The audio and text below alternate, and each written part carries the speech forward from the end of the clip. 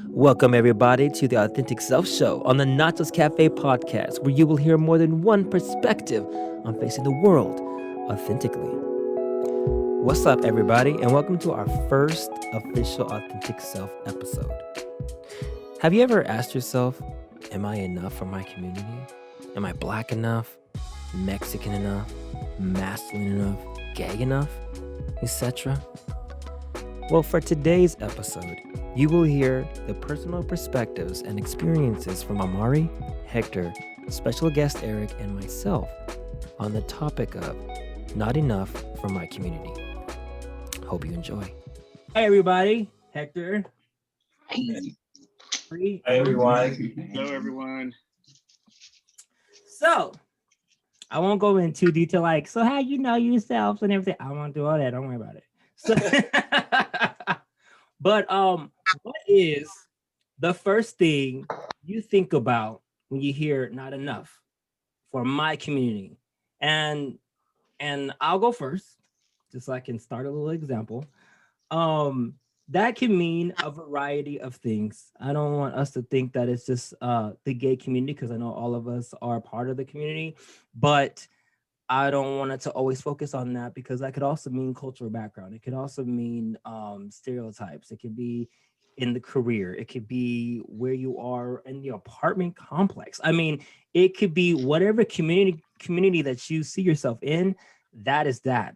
Now, for me personally, I have struggled with both my cultural background, which is Black, and also my gay community, where in the gay community, as we're all used to, where they're always talking about feminine and masculine. You know, that was the biggest pronouns of everything. I think those are pronouns. I don't know, because let's not even go there. But next episode. But it's just, you know, where you got the masculine and femininity. I never had a father figure, so I don't, you know, I am me. That's all I know. I can't, like, sometimes I'm masculine, because when it goes down, I'm gonna, you know, I'll sock somebody in the face if I got to. Like, I'm very protective. I'm very territorial around my people. I love my people and I'm protective. So I guess that's the father, the mother, whatever you want to call it. And the feminine, like, I'm not scared of my emotions, you know. And then being as part of the Black community, I've been discriminated in the past, where it's always like, you think you're better than. And I'm like, I don't think I'm better than anybody. I'm just being better than what I was yesterday. All I thrive is to be better than who I was. Not better than anybody out here. I don't care about all that. I don't even care what about you. No, my life is my life, you know, and my struggles. You know, we don't need to share that. We can talk about it, but we don't need to. We're trying to come at me like that. But I know I'm not the only one.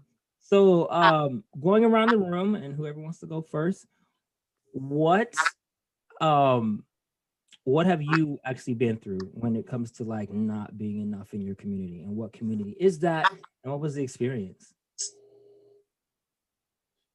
I could go first. I think, to me, I've realized that not feeling enough has shown up in different areas of my life, throughout my life, right?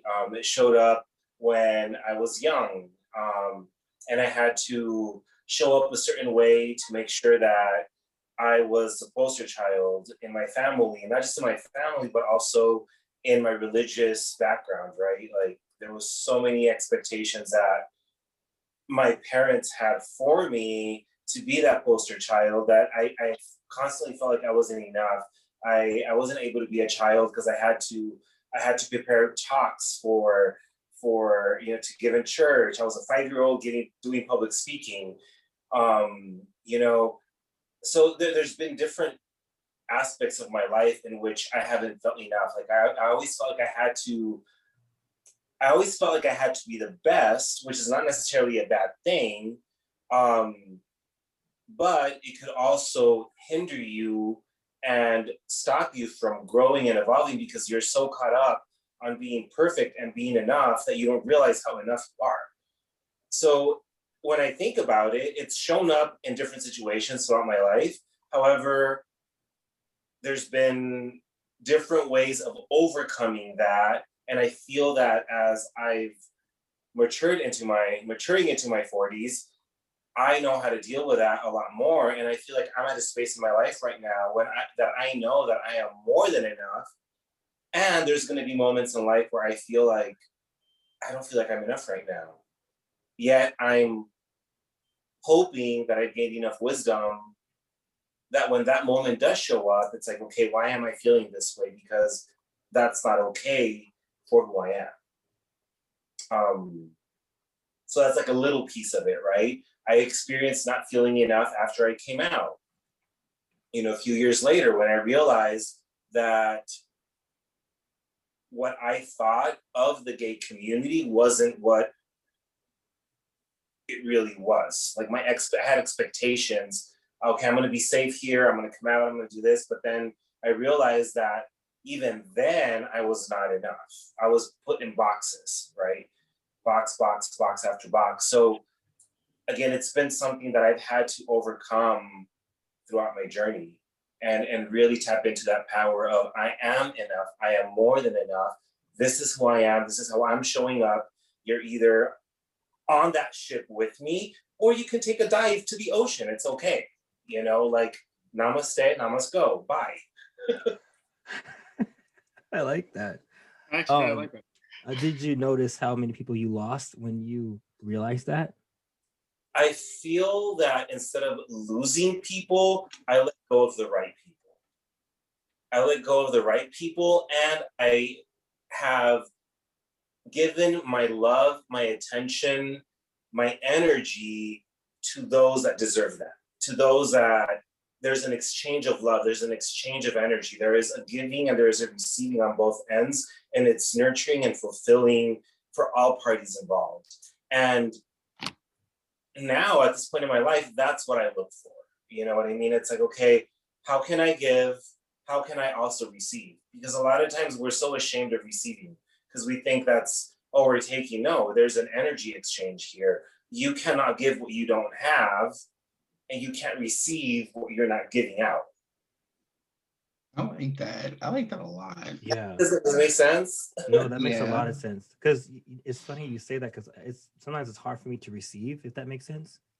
Like I just do I do it because I love doing it, and I it's like I don't need anything in back, and so it's even receiving help sometimes is very very hard for me, just because so I got to practice that. And sometimes it's important to remind people as well, right? Like, hey, I'm a human being and I'm going through something, and it doesn't mean that I don't love you right now, but I'm losing my shit. And guess what? Hold space for me. I love you. Thank you. That takes a lot just to get there. It comes with like knowing you, recognizing when you're going through stuff. It's a hard journey to just get there, to be accountable and to recognize that like I'm going through that moment and you know what to do, because a lot of us does not. It's like, and then we probably can recognize it quicker than they do because we recognize those signs and they are almost similar to our struggles. And it's like, I'm not gonna say I know what you're going through, but just take a moment. Yeah. Just take a moment. How'd you know? I just understand. Yeah.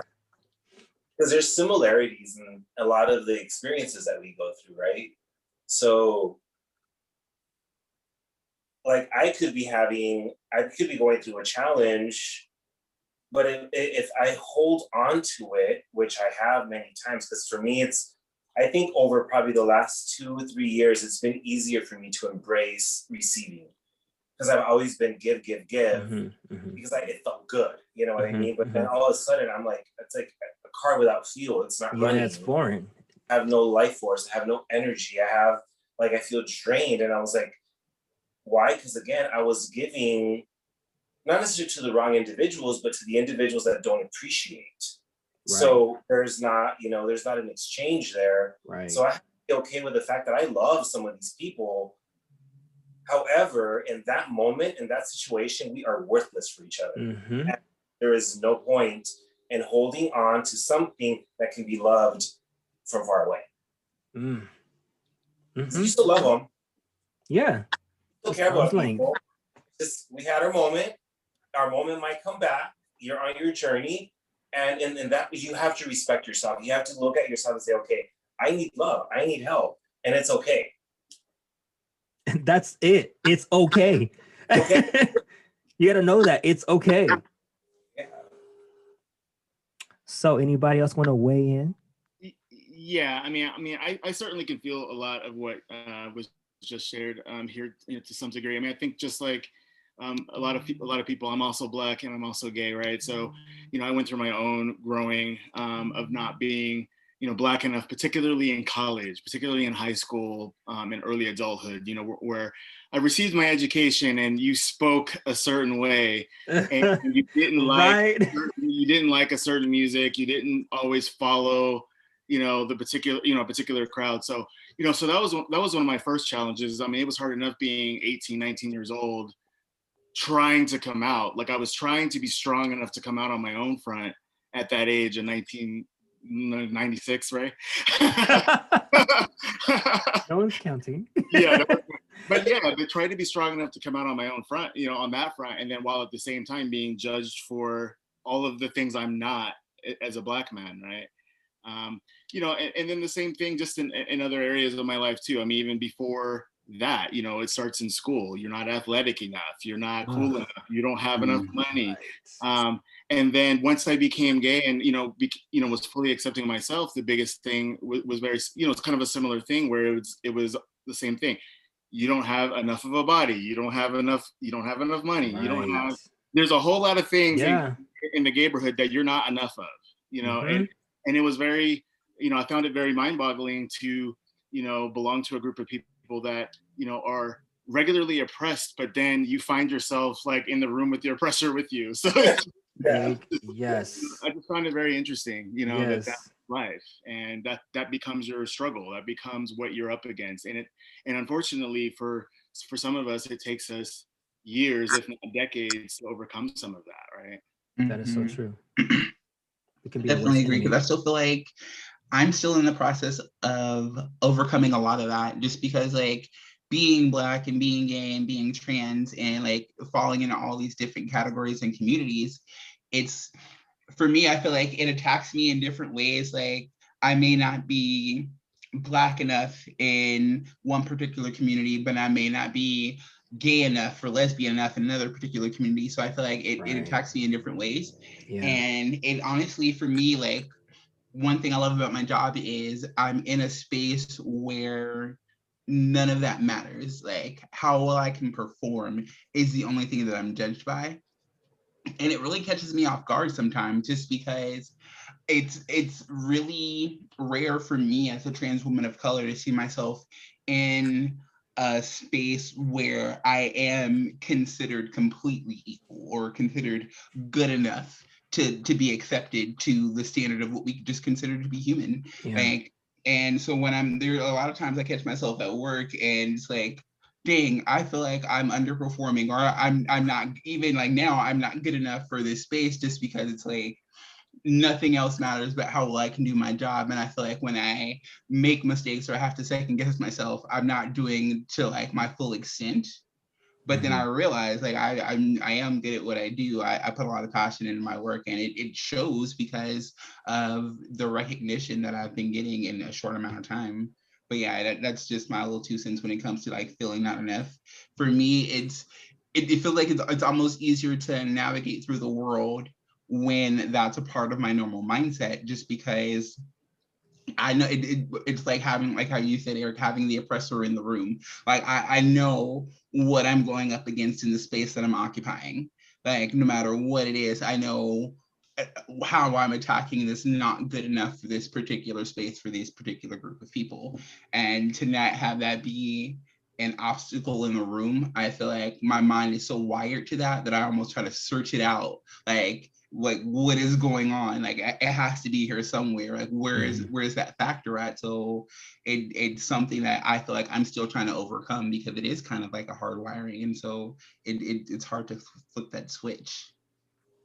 Yeah, I mean, I feel that, entirely, because I mean, I think to your point, feeling the oppressor in the room, I mean, I think we do become wired to that, right? We have this expectation. I'm going to walk into, you know, X bar down the street on the corner. I'm gonna walk in, and there's already this set of expectations on me that I know I'm not gonna meet. Mm-hmm. and it puts you in this mindset already. You walk in with a different energy that you might have, might have had otherwise if you just allowed your full self to come through, right? Yeah, it's really interesting, and I think part of that journey is starting to recognize, one, who you are, really, right, and Mm-hmm. two, stop that voice over there that's telling Shut you it up. I mean, that's really the biggest part of the. That's almost step one. Like, shut the fuck up over there. Once you're able to do that, then guess what? Now you're on this new path, and I think Mm-hmm.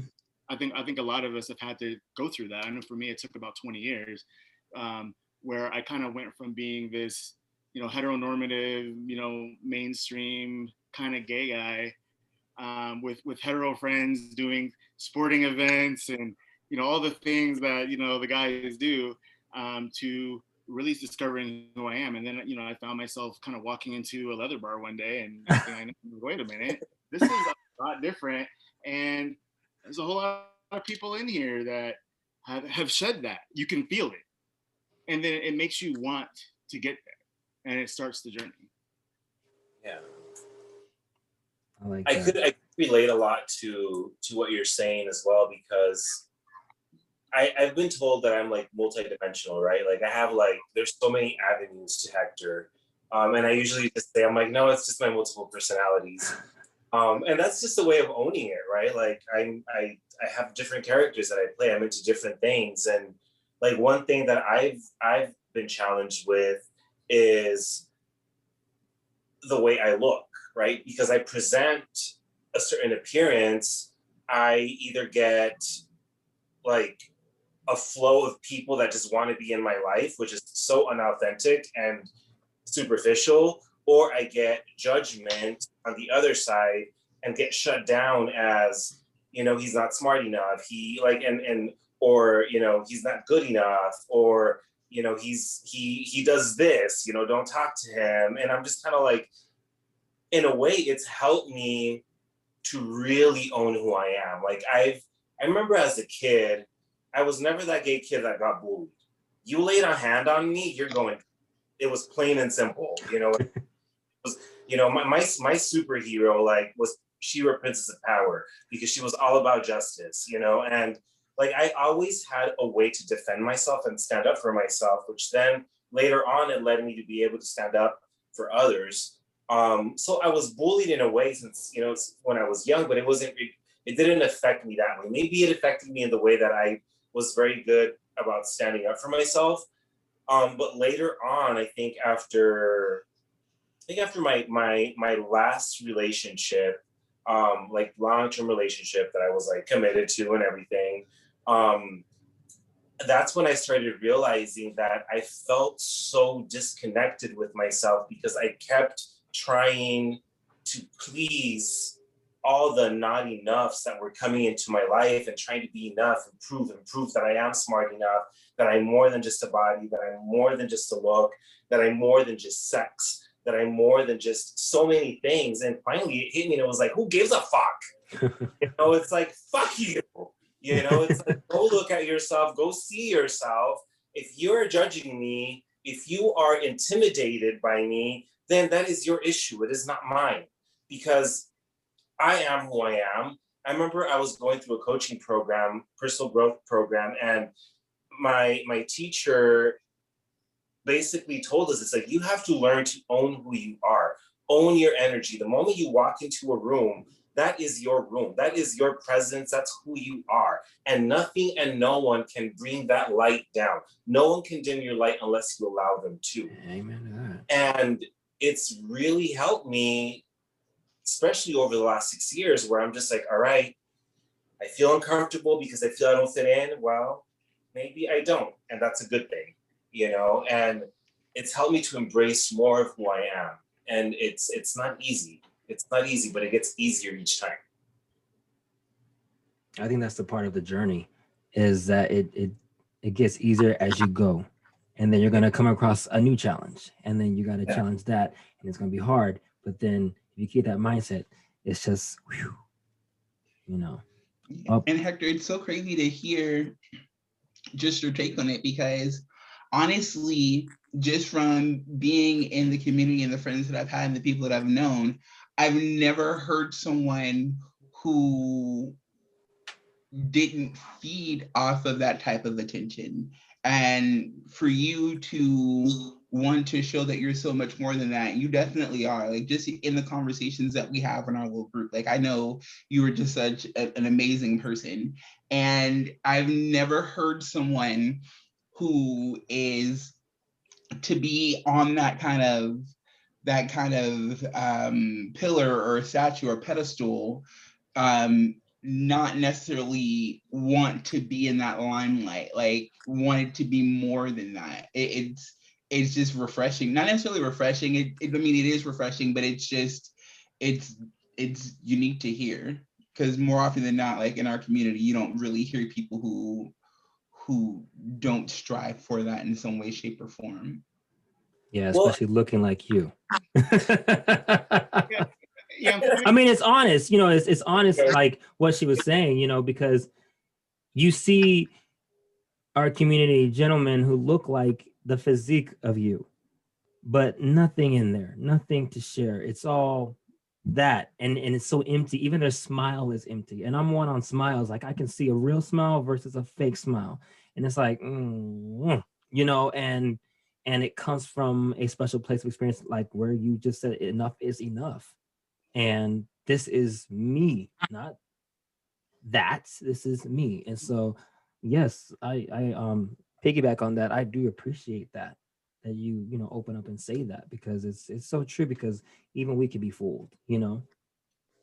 well, you know, and I think it also opens up the opportunity for people to realize that you're more than your physical body. You're more than your appearance. It's like you, as I think, as I mentioned, with this vessel with so many gifts, so many talents, so much insight to share with the world around us, that you're focusing just on your physical body and how your butt looks and how your abs look and all this other stuff, when you actually take the time to do the inner work and bring those positive qualities out, you're not even concerned about how you look physically. You're shining from within, and we all have that. It doesn't matter how we look. It doesn't matter what our skin, our flesh, how our shell looks. It's who we are inside at the end of the day. That's what we want to project out, what we want to bring out into the world, into our relationships, into our connections. Because if all we have is a pretty face to give, then what's the point? Like, be willing to go in. There's nothing more that bugs me the most when I hear, oh, he's just pretty or she's just pretty. I know it could be a joke sometimes and it could be kind of funny, but when someone is being serious about it, especially when it's been directed to me, I like literally, you're gonna get slayed right now because I'm gonna show you what I have, you know? And I do my best to do it gracefully without being so harsh. But if I have to come across harsh to get my point across and let that person know who you're dealing with, I will. I have no problem doing it. We know you will. We know that's a fact. Okay. You know, So I deal with it all the time, like even at work. You know what I mean? There's certain people that you just tell, like, because I've been through it so much, like I'm like, okay, this person's judging me on my appearance and there's jealousy and whatever. It's like, if you only knew how much love I have for you, that it's not based on the fact that you don't look a certain way. It's based on the fact that I see a beautiful human being in there who is dealing with some kind of shame, and you're seeing me as a reflection of what you want to be, but it's do it. It's there. You know, something Amari you said earlier, and it kind of fed off of what Hector was saying as well. Typically you see a lot of folks that really feed off of that energy. You know, they look a certain way, they have a certain thing, they get all this attention, and then they just grow and grow and grow in their heads, right? I mean, I think it's really those people that have taken those steps to, figure out who they are, to shut that voice up, in the room, to actually know like what your actual gifts are to the world. And then you start using that platform for something else. I mean, when you're a good looking person, yeah, people will listen to you, right? So then you start using that platform to actually share your gifts instead of actually feeding off of it to get more and more. And I think that's what I'm hearing you say, Hector, right? Yeah, yeah. Mhm. I had a teacher. I have a beautiful teacher. She is just so beautiful. She's in, I think, her 70s already, and she's just beautiful. She's an earth angel. And I was going through a spiritual coaching program, and I was teamed up with another Aquarian, beautiful girl around my age, and we just connected. We're like, oh my God, like we're dealing with the same shame issues. And the teacher was going around kind of like listening in and stuff, and she told us both, that is your biggest gift to the world. You got to own it.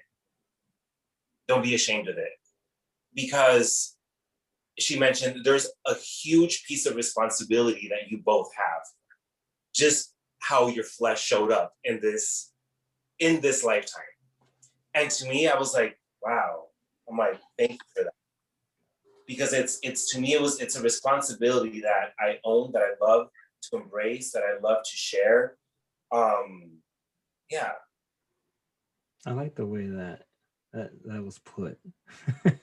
It made me accept it. Mm-hmm. That makes a lot of sense. I understand that too, in maybe not in body wise, but one of the things that I felt like in the dating scene, it was always my looks, and I can't have a mouth, as in like speaking. There's no words that should come out of my mouth. It's just don't speak.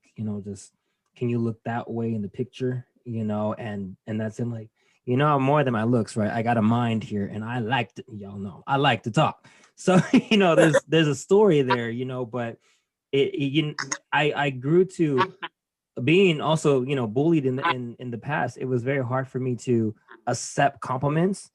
That was used to be one of my hardest things, and sometimes still, where someone will compliment me, but it's so hard to, they say, why can't you just say thank you? I'm already trying to find a flaw with my, yeah, but and it's like, wow, I like the way you're like, well, because can you just say thank you? It's like I'm always like I always can be better, but it's hard for me to accept compliments sometimes, where I don't, it's like I almost don't want to compliment on the physical things. I want to compliment on the internal things. Like that to me is a compliment. And yeah, that may be hard on myself or whatnot, but it feels better because it's not the shell, it's not the vessel that you're looking at. You're seeing what the pearl is inside, and you're like, oh, well, like older people. I don't know how many of you guys have seen, especially these a lot of older people, they see you, and it's just because they've been through that life. They have so much wisdom. I mean, it's they're beautiful people, I just love older people, because I see my grandma in them. But just the fact that they can call out the inner you, like they see you, they don't just like, oh, you're strong, but they'll be like, you're just so beautiful. It's just, you feel it genuinely. It comes from a different, like, you see me. It's like, I see you. And it's just, and I remember years ago when I lived in Arizona, just working and doing my thing. This lady comes up to me in her wheelchair. She's all, young man. I was like, yes, hi. And she's like, you know God, don't you? I was like, I do. It's like, it's all over you. It's like, and I literally started crying. It's like just stuff like that where people can see. Because sometimes I think we're such on autopilot that we think maybe that light has dimmed out. No matter what it is in us, there's an essence in us that we represent, and sometimes we feel like it's dimmed out because we think, because we always hold high expectations on ourselves. Our community does, and so do we. And so then it comes to where it's like, you just need that reminder if someone's still seeing, like, do you think the light's out? No, it's still there, baby. It's still there. I feel like there's always these reminders that's given to us, angels, earth angels, as you would say, Hector, that come in to remind you that it's not out. It's still there. I can still see it. Even though you're getting distracted by everybody else's expectations, like you said, shut them up. Shut them up and just look in the mirror. Look in those eyes. Yeah. Love it. We have to I have to constantly, when I go through something like that, I have to remember to rise above the clouds, because that's where the sun's at. The sun's always there. Nice. The light is always there. And no matter how much shade is being thrown at you, how much cloud, how much, like, I'm above that because I know who I am. I don't have to be mean. I don't have to be rude. I just know that I'm okay. And it's a cloudy day and there's shade around me and there's parts of my life that might not like really be shining, but we have to know inside who we are. We have to remember. We have to remind ourselves, especially in the moments when we can't see it. Because that's when it's more important. That's when we really got to anchor ourselves into that truth, right? Forgot what I was going to say. It'll come back.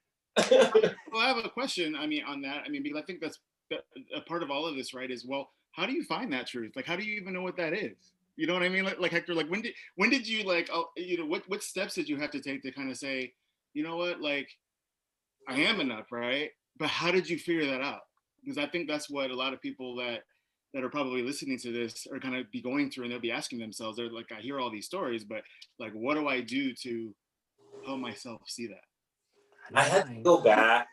I had to go back to in steps, right? I think when I really, really realized it, that there was a lot more was when I trained I trained for a physique show, and I kicked my butt, went to the show, I didn't place, and then I realized that I was doing it for attention, and it kind of was like, why would you do that, Hector? And it took me back to when I first started working out. I grew up Jehovah's Witness, so we weren't allowed to play sports, we weren't allowed to do all this stuff, be competitive. So the counselor in school was like, he needs to go into some kind of exercise, and because he needs his mind to be busy with healthy things. And it kind of it for a moment it reminded me of my childhood or like my teenage years when I was like 15 going to the gym, and it was calming me. It made me feel good. It empowered me, and I realized that I had lost touch with that. And then, of course, I was dealing with knee injuries, shoulder injuries, which was making it harder to actually work out. So then I kind of took on yoga. And I think to me, yoga is what really made me to dive in inside myself, because yoga is about what's happening inside of you. It's about creating unity. It's about being with your spirit, being with your soul. I think I've shared this before where one of the very first spiritual yoga classes that I went to, I was in a child's pose of surrender that's used by many spiritual traditions, many religions to kind of like pray or just surrender. And to me, I'm like, okay, here I am opening my hips, and then all of a sudden I'm bawling with, you know, this beautiful sound of a gong and crystal bowls and this beautiful meditative voice over here. What's going on? And the teacher came up to me and said, don't worry, you're having an emotional experience. And I think that's kind of what opened me up to, wait, there's something more here. And yoga, I think, really took me back to that inner awareness. And I stopped working out for about probably 2 years. I kind of went through a period where I was wearing like long sleeve shirts. I was covering myself up because I was like, I just don't want people to see me this way. And then I had to go through that so I could create that inner connection with myself. And then all of a sudden I was like, all right, let's go. This is who I am. It doesn't matter. I know who I am. I know what I want to put out, and I know that I'm constantly learning, constantly growing and evolving. But it really takes courage to be able to go into the darkest places of your soul and push your inner light out into the world. Because that means that you're going to have to deal with the shame. You're going to have to deal with any trauma that might be there, that might show up. And as it shows up, it's showing up so you can let it go.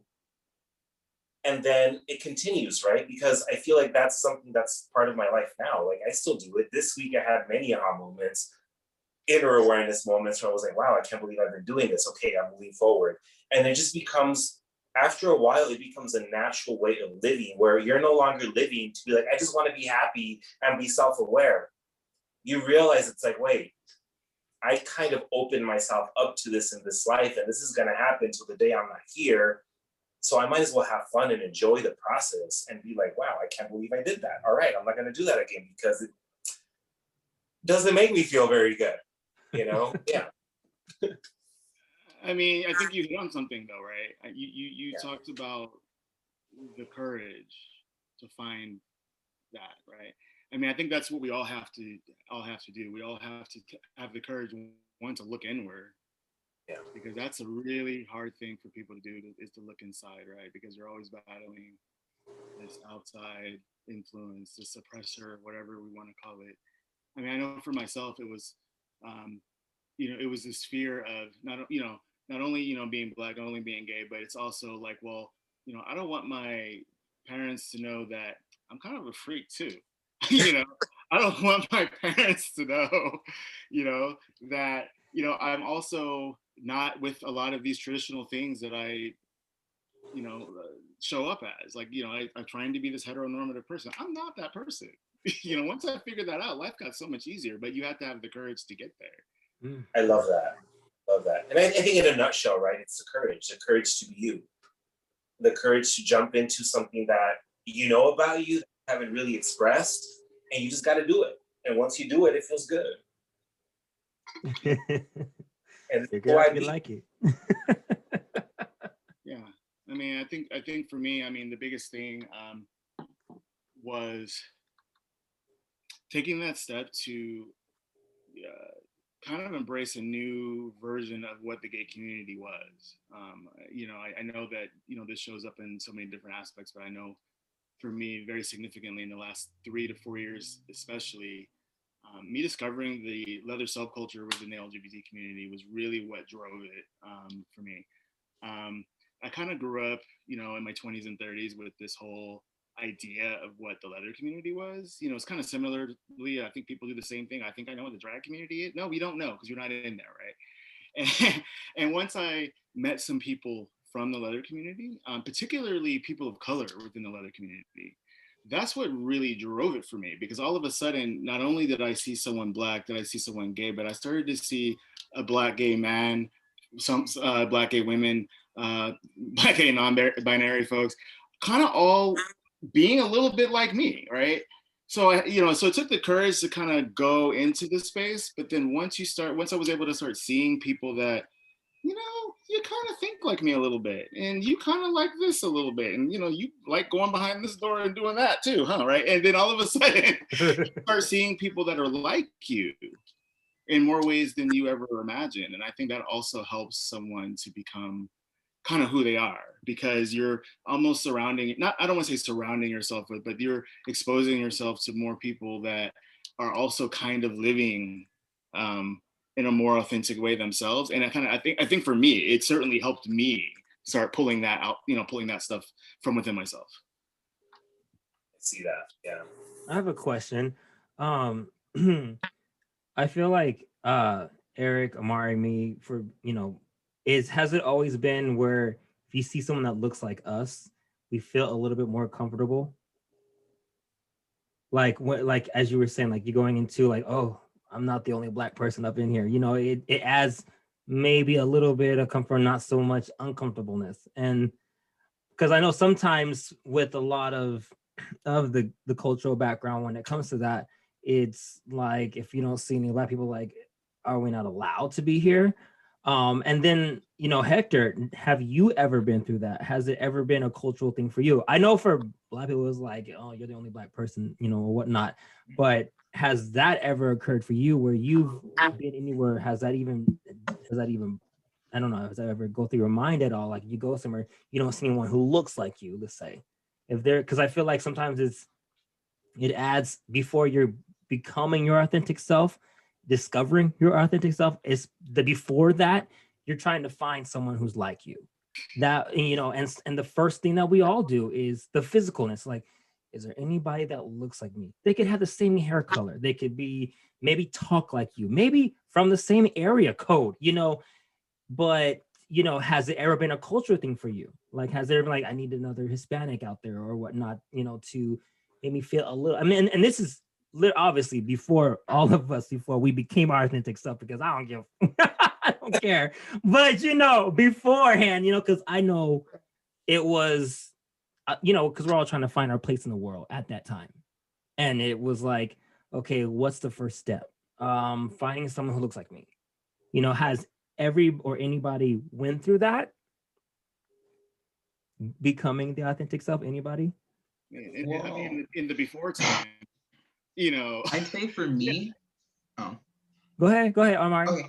I was gonna say for me, it was kind of that, like, as soon as I'm in a space, yeah, I'm looking for another Black person in that space, because ultimately, if there's not, then like everybody here knows I'm the only Black person in the room. Right. But then for me, I've still, especially after and into my transition, um, even like especially really early on into it, I still felt like I was the only Black person in the room, because it's like it's always that struggle of acceptance with my own community, because then there's that whole other, well, like how Erica brought up earlier, like you don't follow a certain crowd, you don't listen to a certain type of music. Like I've always thought of it as being like the right kind of Black, and it's like when you don't fall into those things, it's always easier for you to be the othered amongst the other.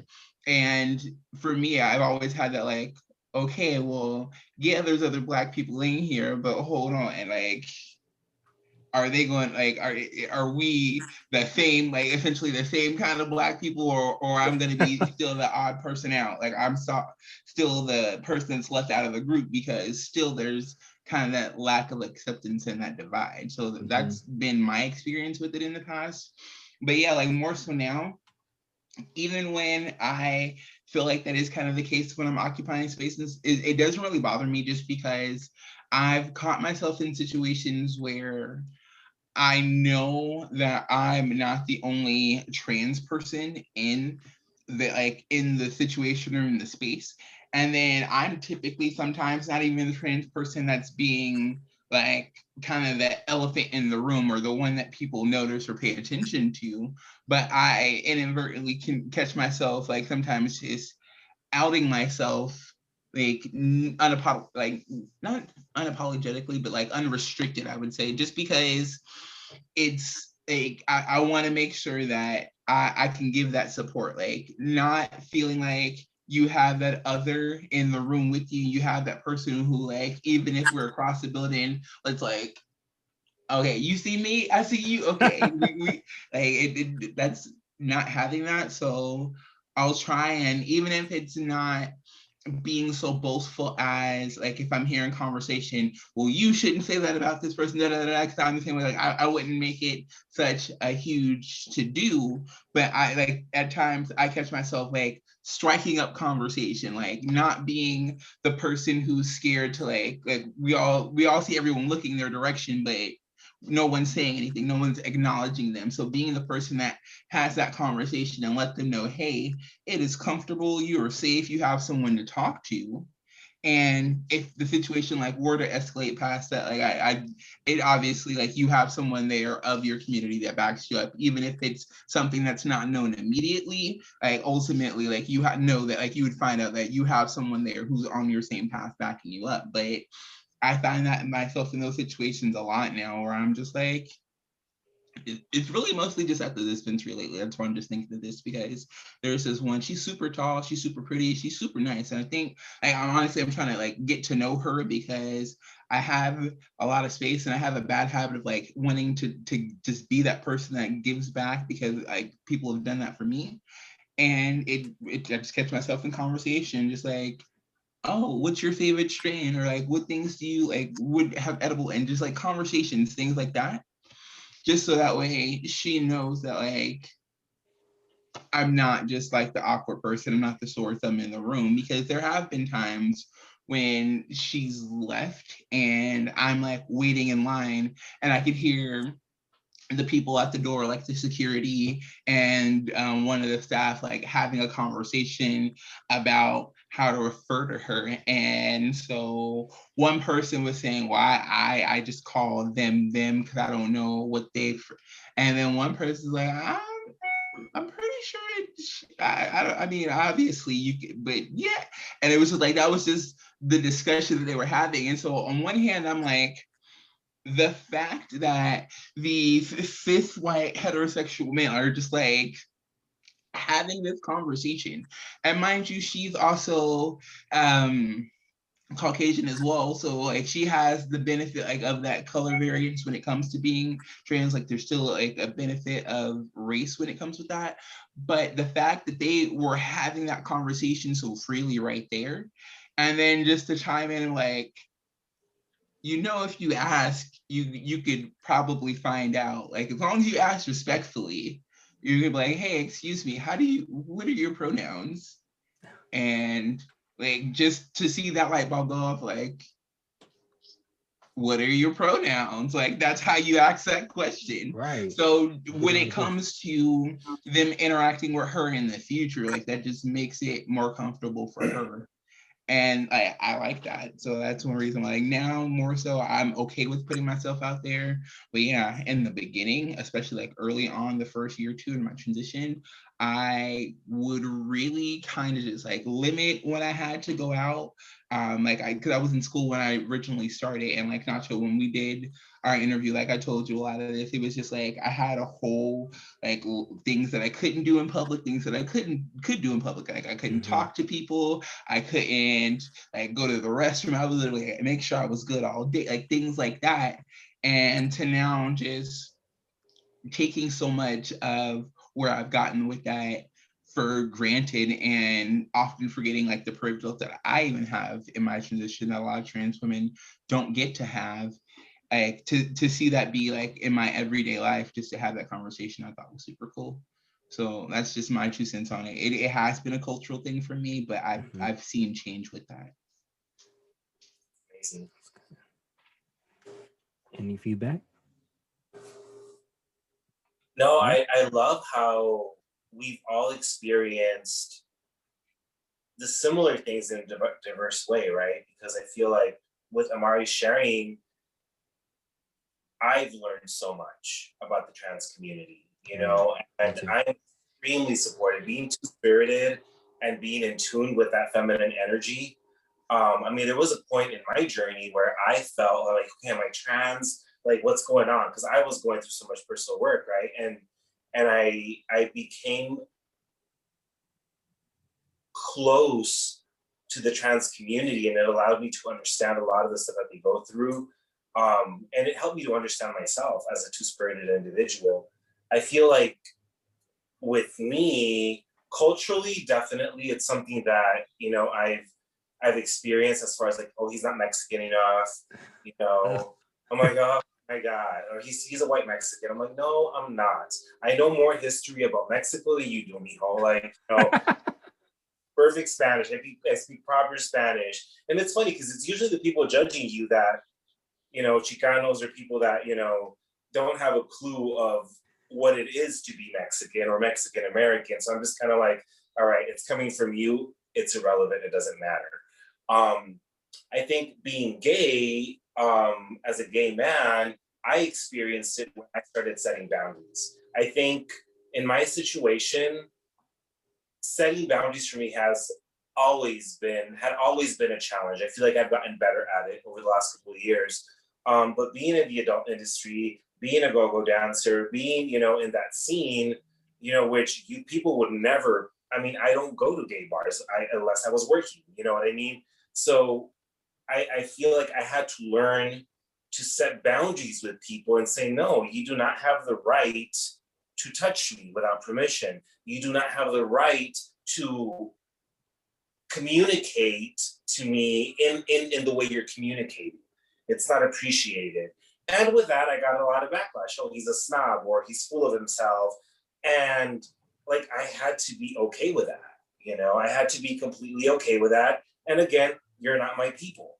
You know what I mean? And it's totally okay, because there is people that understood those boundaries, that actually respected me even more, for the simple fact that I took a stand for myself.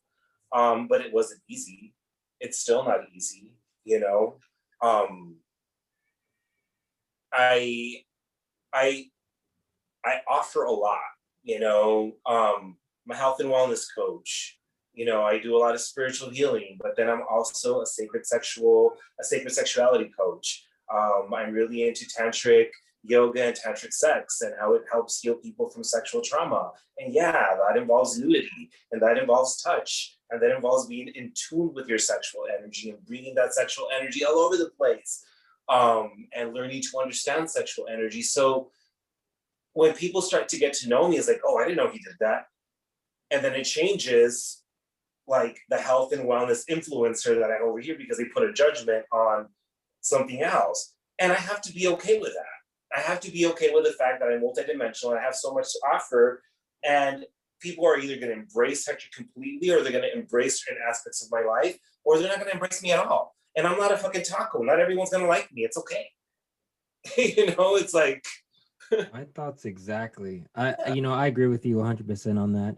It's amazing that you shared that part. I never thought of it in that kind of way, as you can't touch me in that sense. The way you put it, so understandable, because that's a respect, and it's like the only ones that can touch, and it goes almost in another dimensional way, is if we can connect. If you're on the same frequency as me, we can touch, in a sense, but I completely understand that. And that was a good way to put it. Like I haven't heard it. That was like, wow, that makes so much sense. Don't touch me, so.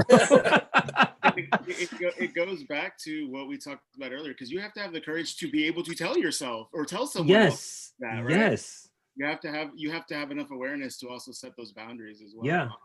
Amari, you said something earlier.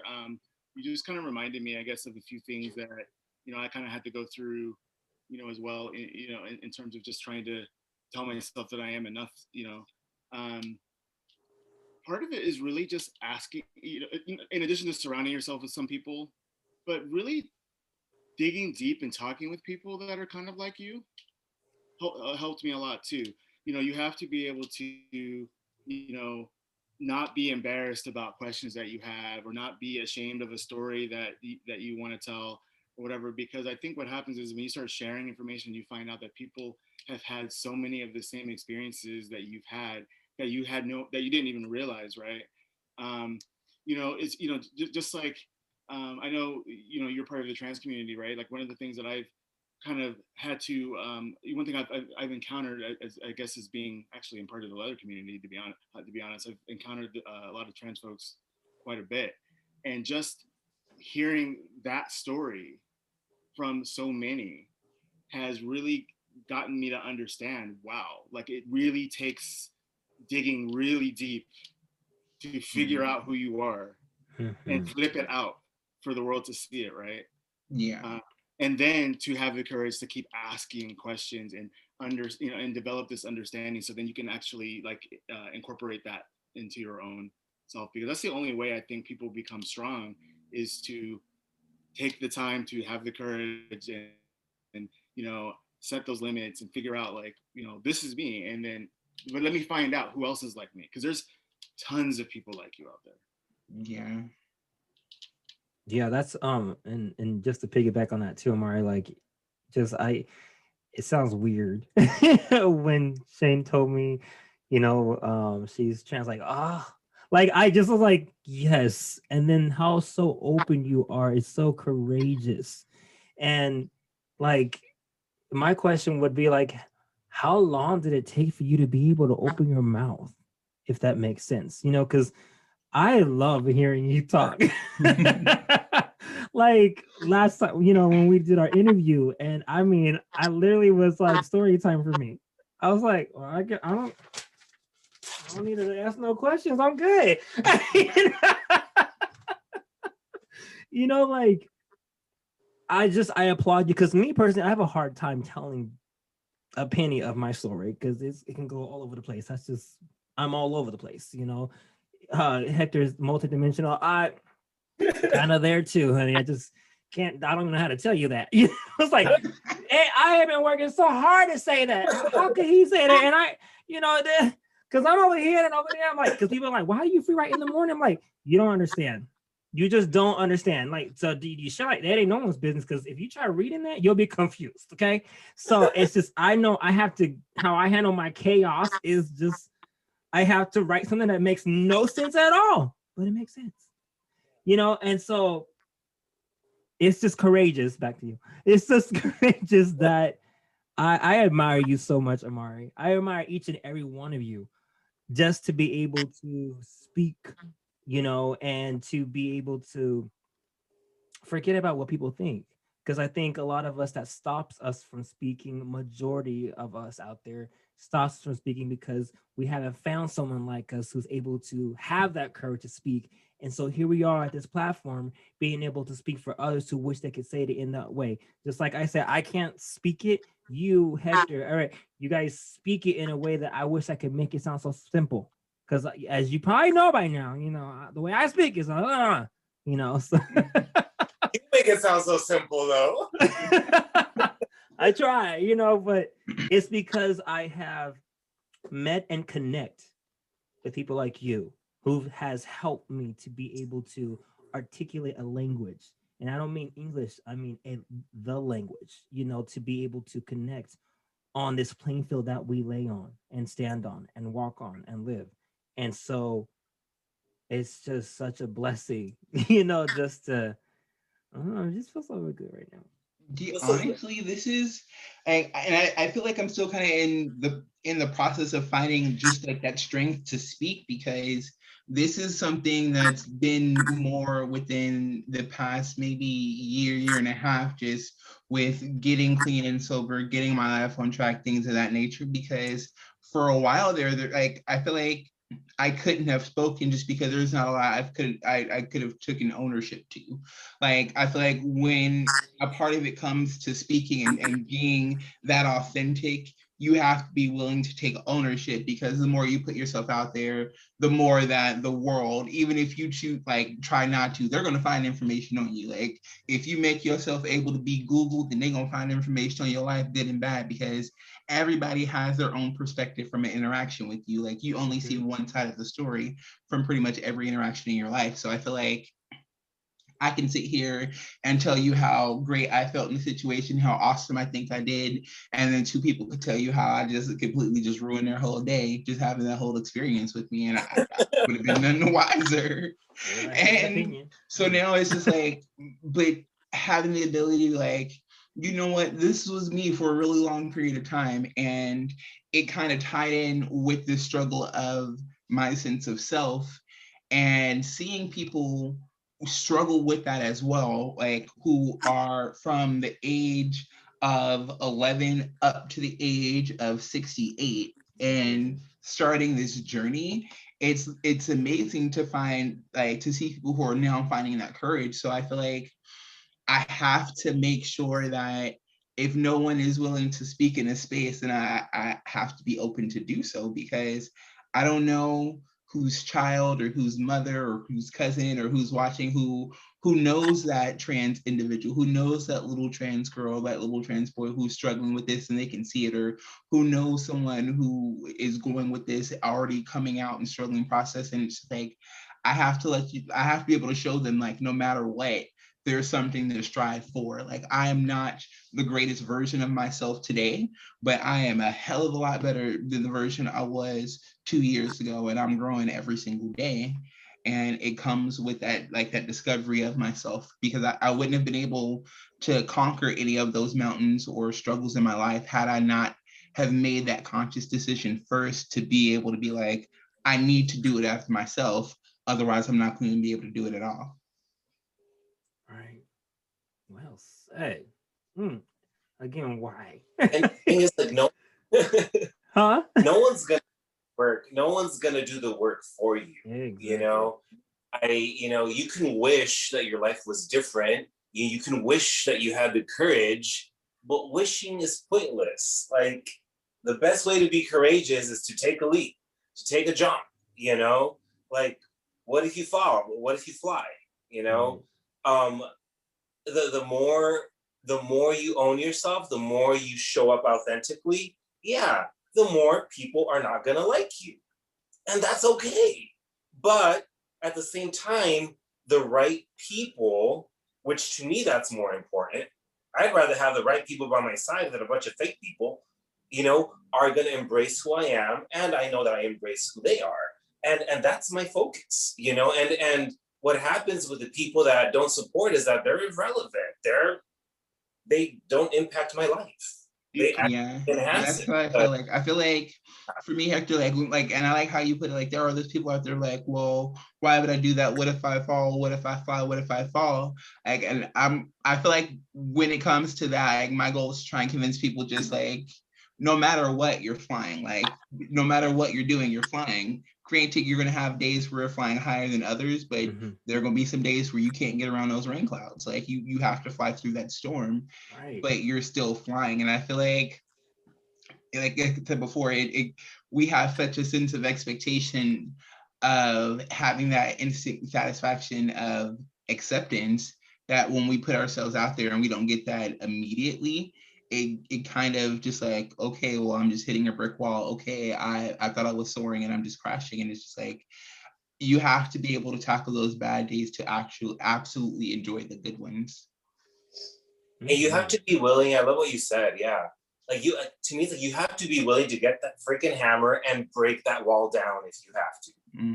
You know, and it's going to be messy and it's going to piss people off, but it doesn't matter because it's a wall that's in the way of your journey. And each one of us is responsible for our path.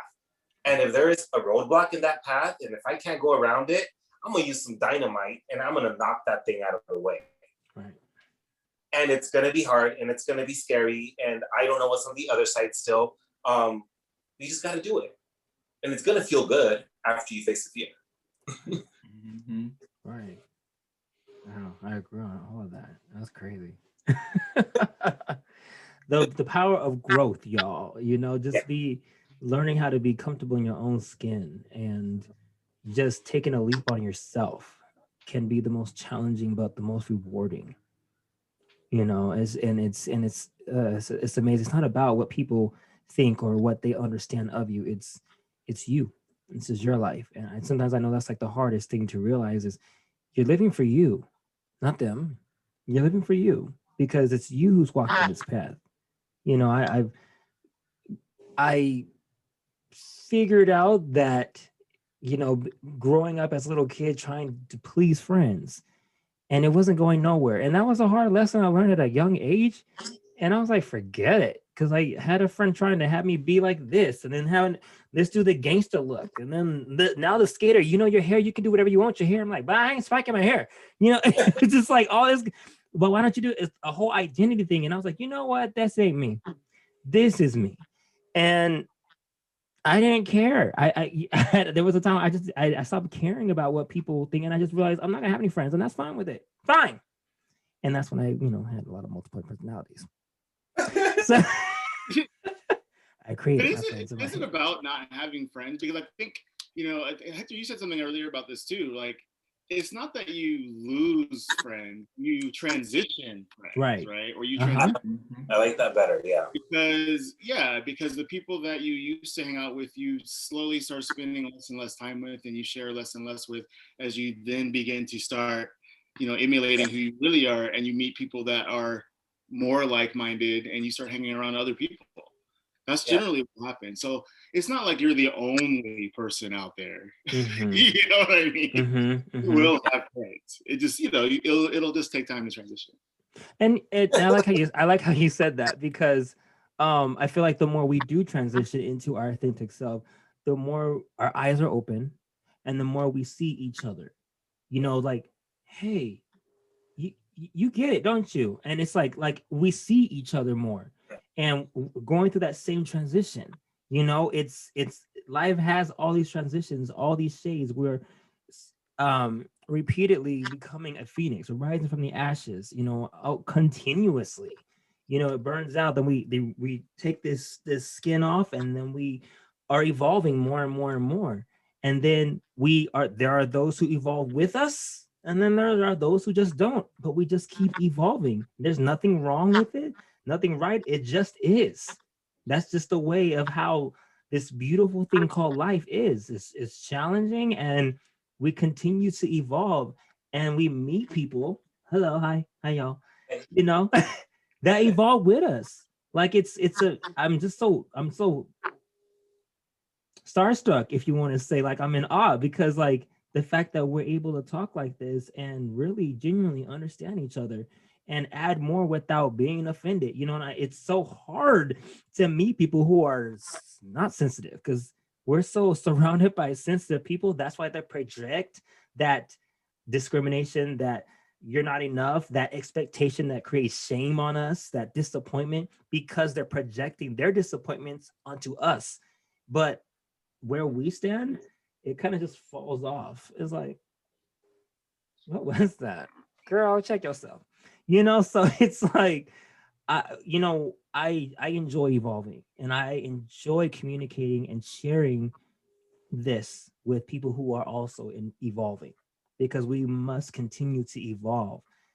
I have this thing, this phrase on my wall, and when you walk in, and it says, I can and I will.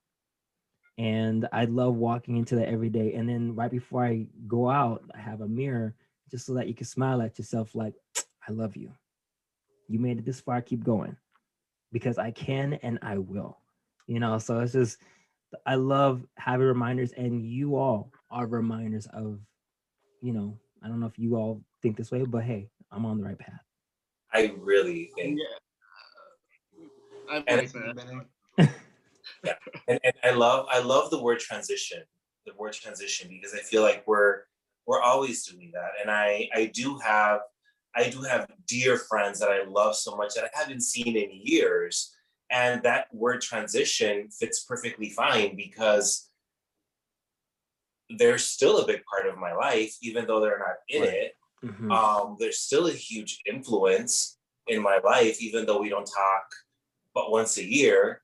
You Mm-hmm. know, I think what I meant in regards to like losing is almost like letting go of the baggage, unnecessary baggage. Like if this person resembles baggage to my life, honey, I don't have time to carry you. You know, Too no. heavy. Now, what's that? It's too heavy. I am carry. I don't mind carrying you a little bit. But like, But let it a go. little CPR here. Let's get going. But yeah, transitioning, right? And to know that I have throughout the last 20 years, let's say, I've developed all kinds of friendships, all kinds of relationships, and to know that even though I haven't spoken to some of these friends that just came rushing into my mind right now, it's like, gosh, I love them so much, and I wouldn't be where I'm at if it wouldn't have been for their influence and their love and their support. And I feel it's the same way in regards to me towards them. So yeah, we're constantly evolving, we're constantly transitioning, whether we realize it or not. We're either what is it? We're either growing or being dragged, right? So it's like I'd rather grow than be dragged. It's like, okay, when it feels intense, I'm like, okay, when life feels like I'm like getting smacked all over the place, that I feel like I'm being dragged right now, because I'd rather just get on that jet and fly. Hector, I'm like relating to everything you said right now. That is so, yeah, that's great. It's crazy because even when you think about those that are, I don't want to say left behind, but we still have a genuine connection with them, like they're still our friend, you know. But sometimes they remind you at a time and place that you succeeded, you already accomplished that. And sometimes they want to remind you, do you remember when we like, I do, but I'm past that, girl. Like, It was and just we like move forward. Oh, see, that was the best life, right? Yeah. And how many years was that? Okay, well, I'm over here, and it's you. funny because I've taught myself that, with even with this podcast, I've I created that entity Nacho, and it was something I had created in the past, and I realized that I'm not that person anymore. I mean, I'm still some Nacho, I'm still Nacho till the day I die, but it evolved, and that was a good lesson just for myself, like trying to teach myself, like I'm trying to bring something from the past that helped me fall in love with myself. I'm already in love with myself. I love me, and I'll love people, but I also have to realize I have to love me more. And that was a tough one for me because when I love hard. No matter if you're my friend, lover, family. I love hard, and I put people before me. And I had to realize I got to stop that because, again, this is my life. And I have to love me because where's that love at? You know, I got that love. And just like you were saying earlier, Hector, about surrounding those when receiving and when you're giving your energy and you're giving that time to those, make sure, and it's hard to make sure, but you know, giving it to those who also kind of just appreciate it, because when they appreciate it, they also kind of give it back in a way where you feel it in this invincible force. Yeah, I mean, it's all that saying of, you know, you can't fill someone else's cup if your cup is empty as well, right? Right. Exactly. Right. Where you pouring from? You know, it's like I gotta give, but then it's like, okay, but what you giving, girl? There ain't nothing in that cup. And I'm thirsty, you know. Yeah. I need an IV now. What are you giving me? Get the infusion. Yeah, no, but that's real though. I mean, I think that's a real thing, because I think there are many of us that, yeah, we find joy in giving and being good and doing for others, but at the same time, if you're not getting refueled yourself, even if it's just a little bit, I mean, maybe your tank is small, you don't need a whole lot, but Right. you got a tank in there somewhere. So. Yes. Right. Because we gotta get it, you know, gotta get your juice, you gotta get your nutrition somehow. So if you ain't drinking any water, well, you dry, you know. Okay. Oh my goodness. Let's see. Anything else that you guys want to talk about? I gotta step away real quick. I'm starting to hear them two little ones. Those little ones. Just woke up, so give me 1 second. Okay. You know, I want to share with all of you. It's a prayer or a mantra that was shared with me by one of my teachers, and it was it's deep. Ooh, I usually share it when I teach yoga, like when people are getting ready to go to shavasana and you have the candles and the light, and you know, you're just really in with yourself. But it's a quote from a guru by the name Amari. I studied yoga nidra, and got certified with his daughter, Kamini Desai. And the quote says, that which I am searching for is me. That which acts as an enemy is me. And that which is attempting to get rid of the self-destructive me is also me. I am the obstruction and I am the way. That which I am searching for is hidden behind all the false images I hold of myself. That which remains and cannot be removed after getting rid of all that I have acquired is the real me. That quote right there, I was like, whoa. Whoa, it's all me. Yeah. You know, I am enough. Yeah. My neighbor is enough. My brother is enough. Because at the end of the day, we're responsible for ourselves. How we see ourselves, how we share ourselves, how we love ourselves. Yeah. It's not anybody else, it's us. Thank you for sharing that. Yeah. I've written something a few years ago. And a lot of people didn't understand it. I thank God my mom did. But I wrote because I'm such a believer in reflection. Really, if you are starting from scratch and you haven't we already have gone through this journey. But for those who haven't, you know, I'm always talking about reflection. Just take that moment. We are always distracting ourselves from looking in our eyes in the mirror. You know, we're looking at our hair, we're trimming and this and that, chaps, whatever. But you're never looking in the eyes because sometimes we're scared of what we'll see. It's who is looking back at us. And I've always encouraged people to like get close because it's going to get uncomfortable. And I always say, if the enemy of my enemy is my friend, then I am my friend. I think I forgot how I had worded. Oh, wow. But it was like looking in the mirror. You look in the mirror, you see you, but through the eyes, you see your enemy. But who's looking through those eyes and you see your friend. So you are your ultimate friend and you're your ultimate enemy. But at the end of the day, you're your ultimate friend. Oh, wow. So I was like, big time. Talk to yourself. Right. Yeah, like I was like, okay. I was like, I'm just gonna put that there and just let it whew, because if you think too hard, you're gonna, I don't get it. Like, don't, it's not, you ain't got really, I mean, you can think about it, but don't think too much.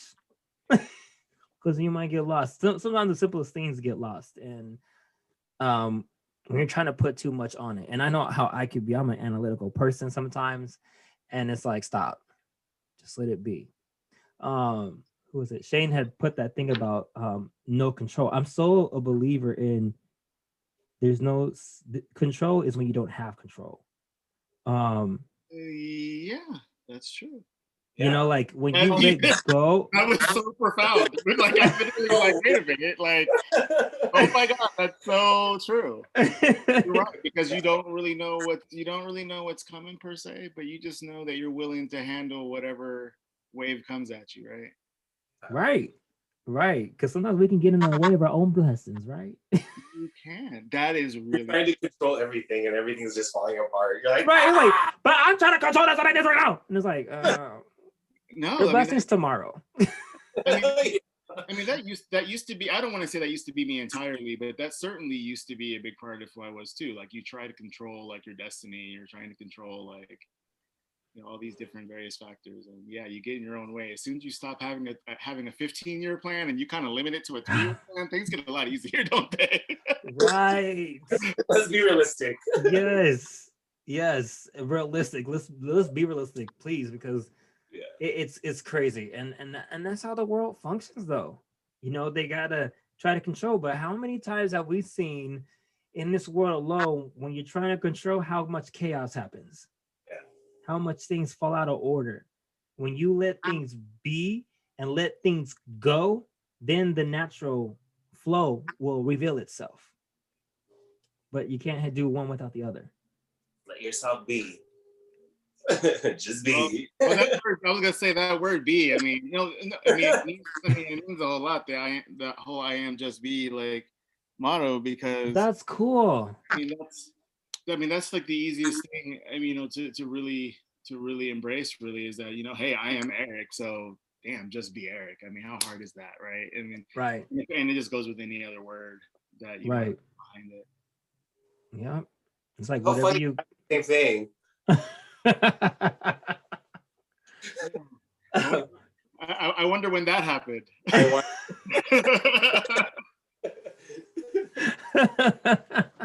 I am just be. Yeah.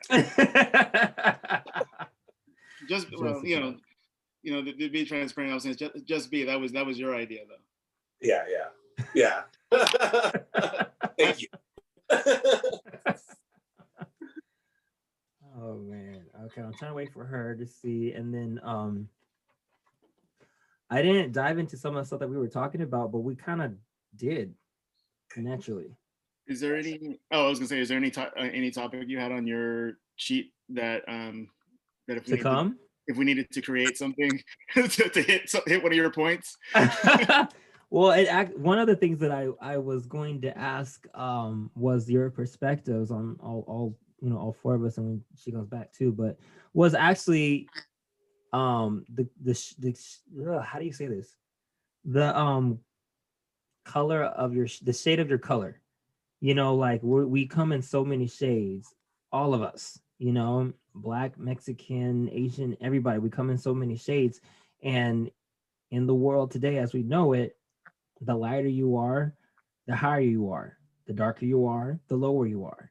And it's like, have we been through that? And or what are your thoughts on that? You know, because just like Hector was saying earlier about, like, I know more of the Mexican history. I mean, I may not be Mexican enough for you, but I know my history. I know how to speak this probably better than you, you know. But people judge so much on according, of course, the physical features.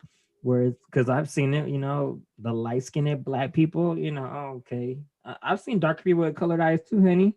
So you ain't all that.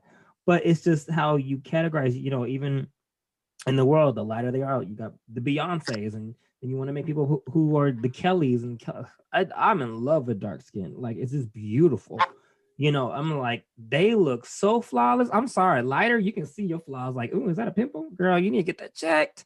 You know, but when, well, you know, like the dark, it's just to me, like I've seen, oh my God, like some beautiful, I mean, dark models, you know. Oh yeah. It's just beautiful. Amari, I was talking about the gosh, how do you say it? The stages of color, Kind of the colorism. shades, Not the Of colorism. shades, colorism. Yeah. colors. Thank you. Just like your thoughts on that, because it was like, you know, the lighter you are, the higher you are, the darker you are, the lower you are, you know, in this society, the stereotype, you know, if you're a light-skinned black, a light-skinned Mexican, you know, you're the all that one. You're like, oh yeah, they probably rich, or they probably got the good genes. I'm like, excuse me. And as I was saying, you know, dark for me, like I was saying earlier, you know, light, I'm like, you can see all their flaws. I mean, I'm sorry, you can see their red hair, little pickpocket. But then when you see yourself a dark chocolate, honey, they put flawless. Okay, like what I've seen, you know, but it's just crazy how sometimes we are categorized by the shade, you know. I mean, it's you just can't win almost, you know, and it's like what I don't speak ghetto enough, so I'm not black enough. Or if I don't speak like with an education, I am unintelligent, you know. So it's like you're our society is so trying to be something that they're not when they should just be. Yeah. Yeah. You see how I came around that? You did. You absolutely hit on it, because you talked about, you know, you speak a certain way, so you're not intelligent enough. But then again, if you're too dark and speak intelligent, then you still don't win. Right. Yes. You know. Right. Where do you win? You know, it's like, can you just, I'm Eric, I'm Will, I'm Nacho, I'm Amari, I'm Hector. Yeah. That's who I am. I'm not a color. I'm not a culture. I am, at the end of the day, I am who I am. Because if I am the history and past of my culture, that's a whole lot of mess that you don't want to deal with. Nor do I, you know. But who I am today, I am the only, my name is what I have. I own that. If there's something else that is my authentic self, that is me. If you can't respect that, that's okay. I ain't mad about it. You got some own things that you are struggling with. But it's just, it amazes me. It's ugly. And I like breaking it. Yeah. I like breaking that. You know, if I could get all kinds of shades and throw shade, who wins? No, I'm just kidding. That don't help. And it's funny that you say that, just because I feel like even for me, because like I mean I've experienced it firsthand.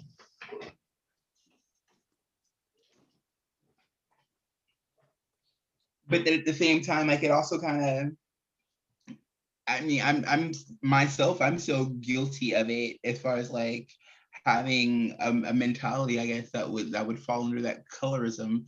Just like, for example, with the chick who does my hair, like my girlfriend now, like she's in cosmetology school. I'm happy for her. Like I love the fact that she's loving to learn. Like she has something that is her own thing, and she's just like going all in, and I love that. But at the same time, like I'm dating a white girl, and I feel like the chick who does my hair, like I've been going to her for a while, but I like the fact that my hairdresser has a lot more melanin. Like the more melanin, the better. And I say it that way just because I feel like I need somebody who has known how to take care of my hair their entire life. Like they've learned their entire life how to do it versus just learning in school.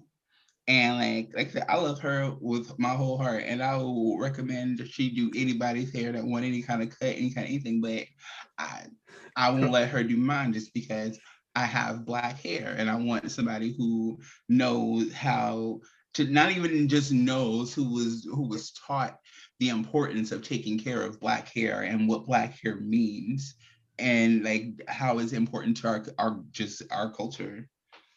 Yeah. Totally It's get that. Yeah. experience. Yeah. I like that. And I feel like that's even in almost in every in culture too, because you need to have someone who has experience with that in particular thing. For Mexicans, for, you know, it may not even be for hair, it could be for food or something, you know, like whatever it is in that culture. That's because I feel like for black people that we own is hair. You know, it's like we got so many different hairstyles and everybody trying to do that, you know, but it's like it's it is one thing, you know, to actually have those who can understand or it has experience, like you said, to dabble in that, you know, and that goes for every culture. They have their own thing that they have experience with. Or you could be someone outside that culture but raised or around that, and it's just like, oh girl, let me french, girl, I got, you know, you know, Yeah. you know, it's yeah, yeah, See that, yeah. quiet. I I know. think I just keep culturally, hearing. that's what I've experienced the most, like not being Mexican enough. I think it happens randomly when, you know, like I want to go to a panaderia because I want some Mexican bread or I want some Mexican tortillas from the Mexican shop, you know, and I walk in there and they look at me What are you doing here? like, like it's weird. Like, I'm like, and then I start speaking Spanish to them. Right. I'm very big, like in my family, like it was we learned proper Spanish, you know, and that's how I speak Spanish. And I've spent a lot of time with a diverse group of people in the Latin community. I have Cuban friends, Puerto Rican friends, Colombian friends, Brazilian friends. So as we speak Spanish and I spend more time outside of the Mexican community, because the Mexican community was basically where I was raised, but I've been away from it for, I'm 40 years old, 20, have a friend that's, I have a few friends that are Mexican. My way of speaking Spanish has changed a little bit without me even realizing it. So when I do walk into a Mexican, you know, restaurant or a Mexican bakery or something, and I start speaking Spanish, and they ask me where you're from, I'm like, oh, my family's from Sonora.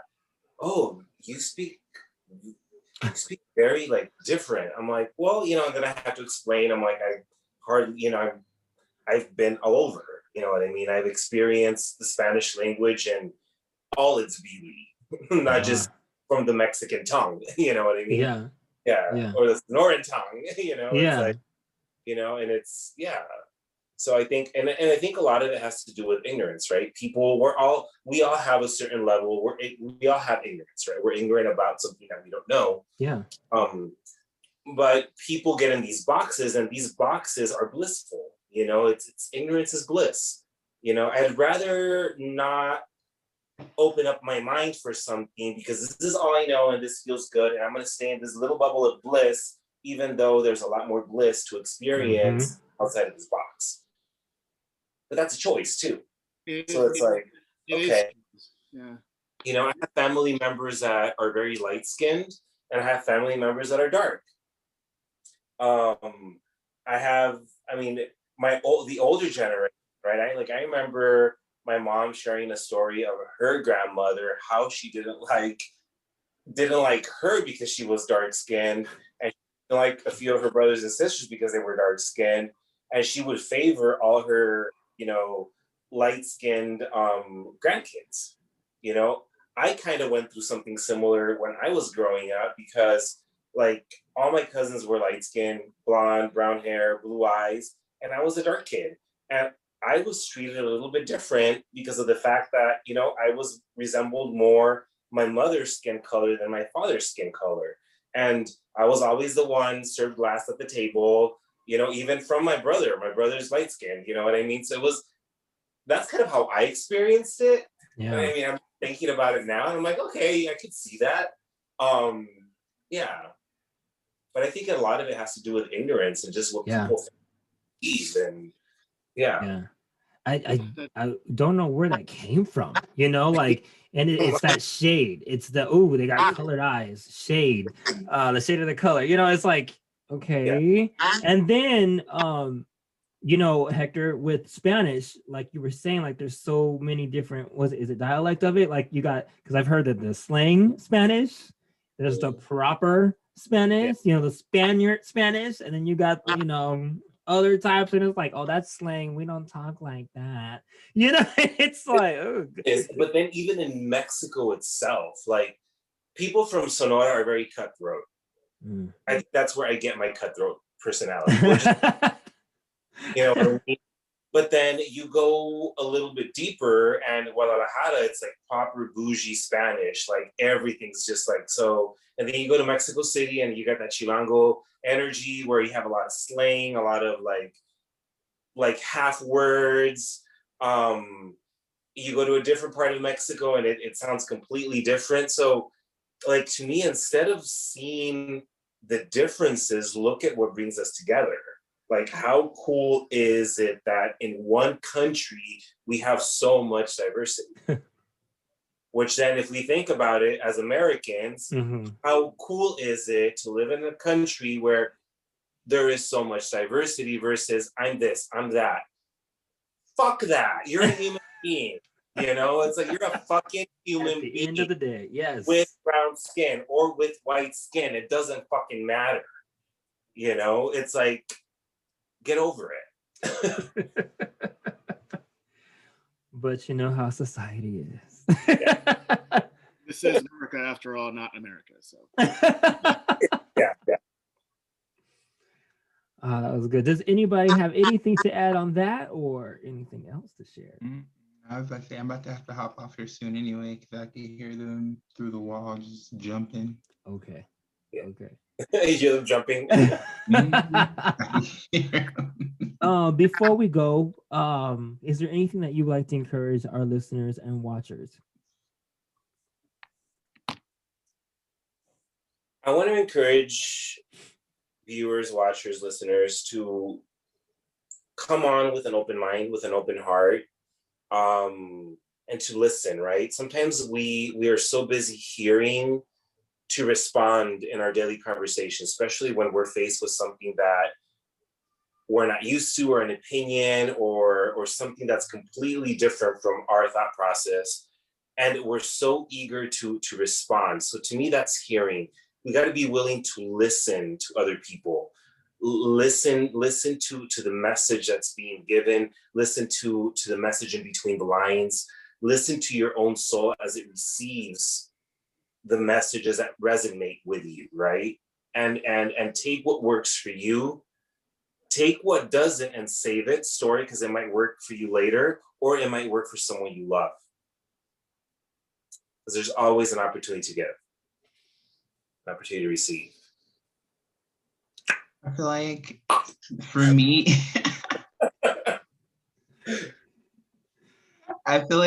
I would have to say, as somebody still in that process of trying to turn off that voice of being like not enough, get that out of my head and flip that switch.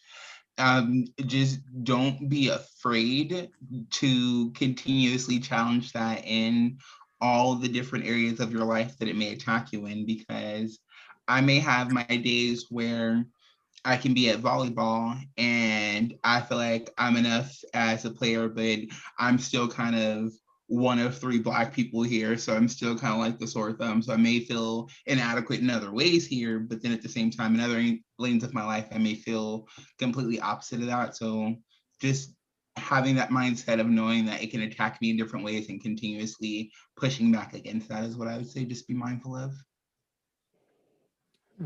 Eric? yeah, I mean, I would say something similar in that sense. The biggest thing is just really have that courage to always look in and always be honest with yourself. Stop pretending not to know what really is in your head, right? Because there's a lot of things that have been floating around in our heads for the last 10, 20, 25 years that we just block. Stop doing that. Because as soon as that happens, you start to then recognize things, and then it's just having the courage to face it. I would say that's the biggest thing, and then start questioning what that is and why is that. Love that. And then mine, just remind yourself that you are enough. Don't worry about trying to be understood. Just know that you need to understand that you are enough. And that's how. So this is Authentic Self, listeners and watchers. Thank you so much for tuning in, and we are out. And that completes today's Authentic Self episode on the Not Just Cafe podcast. Thank you so much for listening, and don't forget, it's not about how the world sees you. It's about how you embrace your own world.